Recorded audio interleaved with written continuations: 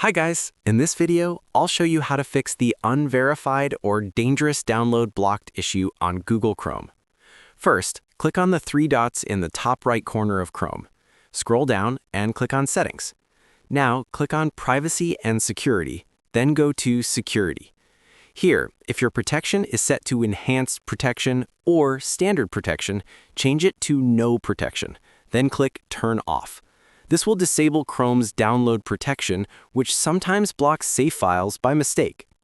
If the file is still blocked, go to your Downloads page, click on the blocked file, and you'll see the option Keep Dangerous File.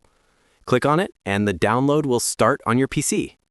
And that's how you can fix the unverified or dangerous download blocked issue on Chrome. If the first method doesn't work, try the next one. One of them will definitely solve the problem.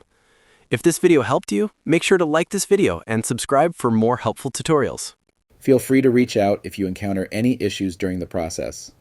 If this video helps you out, please leave a like and subscribe. Comment below if you have any questions.